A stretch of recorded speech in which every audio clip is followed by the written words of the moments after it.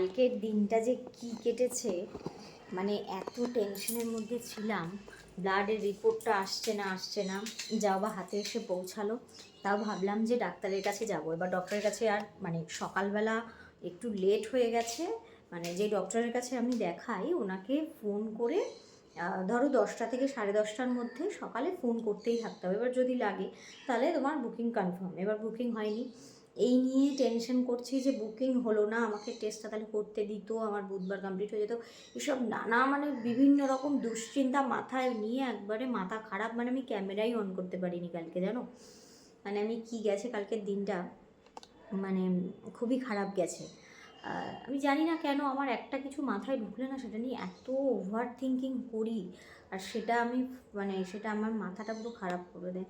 যাই হোক, সব কিছু ঝেড়ে ফেলে আবার একটা নতুন দিনে সব কিছু ঝেড়ে ফেলে ভুলে গিয়ে নতুনভাবে নতুন দিন আবার শুরু করতে হবে।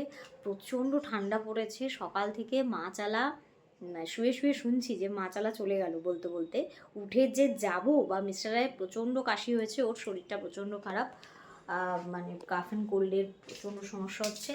যাই হোক, চলো আজকের দিনটা কি করি দেখা যাক।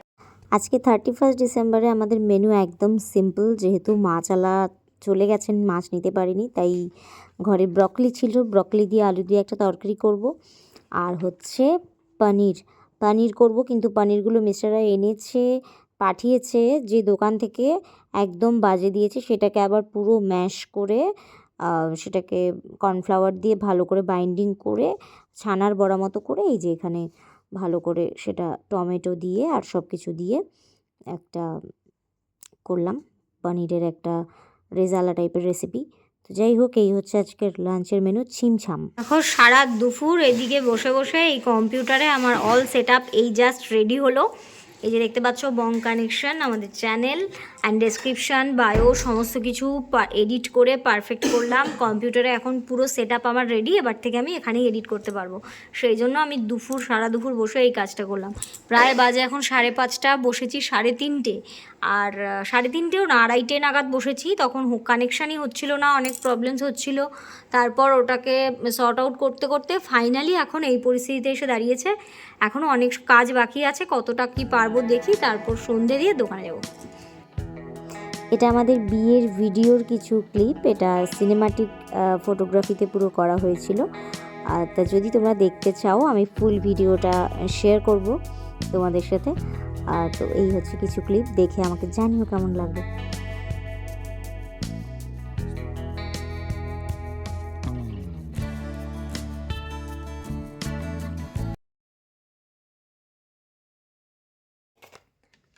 বাজে এখন সন্ধ্যে 7:30 মতন। আমি একটু বেরোবো, রাস্তায় যাব। কালকে যেহেতু 1 জানুয়ারি, ঠাকুরের জন্য ফুল মিষ্টি এ সমস্ত আনতে হবে।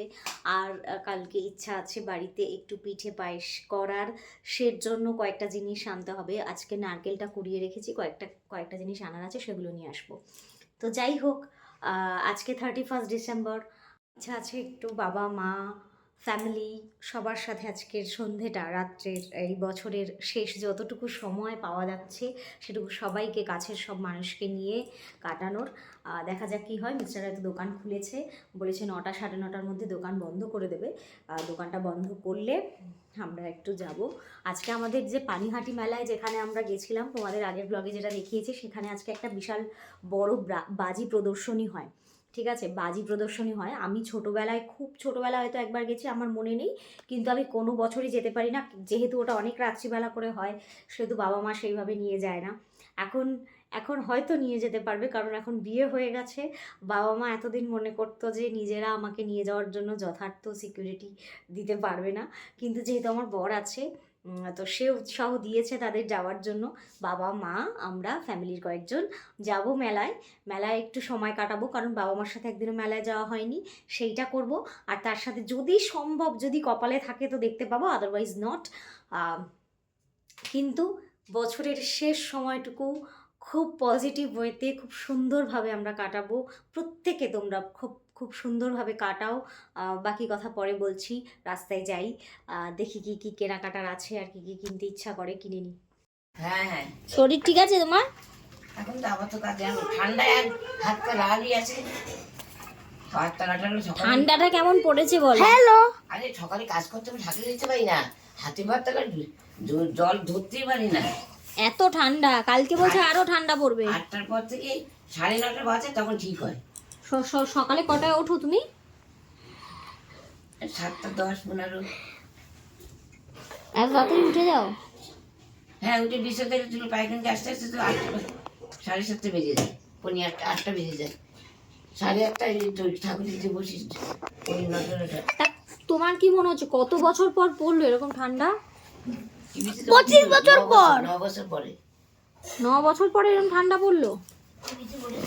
আর বলছে আমি হওয়ার সময় নাকি এরকম ঠান্ডা পড়েছিল। হ্যাঁ, ওই বাবা ওই একটু ঘুরে সময় ঠান্ডা, ঘুরে সময় জন্মে ঠান্ডা বদলে। আমি হওয়ার সময় তো, তাই না? আমি হওয়ার সময় তো। না, তখন অত ঠান্ডা ছিল। তোর নিউ ইয়ার রেজলিউশন কি? Happy new year. New year resolution মানে তুই কি, মানে নতুন বছরে কি কি করবি বলে পরিকল্পনা করেছিস? বদ্যি পাখি আনবো, তাদের সাথে এই স্পিনগুলোকে উপর নিয়ে যাব বন্ধু, সরি এই স্পিনগুলোকে নিয়ে যাব। তারপর নতুন বছরে আমি একটা ভিডিও গেম কিনবো। আর কোথায় ঘুরতে যাবি? সিমলা যাব, দীঘা যাব নতুন বছরে আমরা। এত কিছু প্ল্যানিং। আর পড়াশোনার প্ল্যানিংটা কি? পড়াশোনা রিসেন্ট তোর রেজাল্ট বেরিয়েছে না? হ্যাঁ, আমি পাস করে গেছি। কোন ক্লাসে উঠলি? কোন ক্লাসে? আমি ক্লাস 2তে উঠেছি।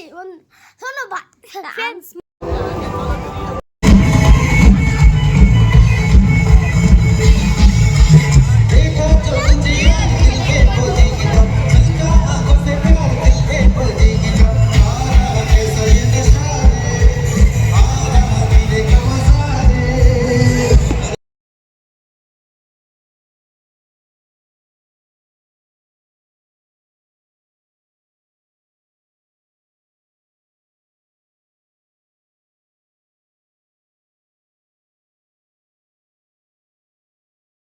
তা নতুন বছরে সবার রেজলিউশন হওয়া উচিত যে যত তাড়াতাড়ি সম্ভব ঘুম থেকে ওঠা, কিন্তু আমি যেটা পারি না, সেই কারণে আমার একটা বদনাম হয়ে যাচ্ছে। আমি দোকান খুলতে দেরি করে।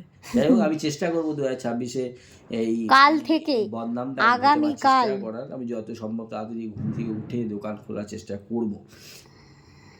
তা সবাইকে সেটাই বলবো যে তত তাড়াতাড়ি ঘুম থেকে ওঠো, তত তাড়াতাড়ি এগিয়ে যেতে পারবে। যত ঘুমোবে তত পিছিয়ে পড়বে। Early to bed early two rice. Rice. সবাইকে আমরা জানাচ্ছি বং কানেকশন অ্যান্ড রাই ফার্মেসির তরফ থেকে happy new year again and 2026। সবার খুব ভালো কাটুক, কালকে সকালটা সবার খুব শুভভাবে হোক। তো চলো, গুড নাইট, টাটা। আজকের ভিডিওটা এখানকার মধ্যে ক্লোজ করছি। দেখা হচ্ছে পরের আরেকটা ভিডিওতে। ততক্ষণের জন্য সবাই ভালো থাকো।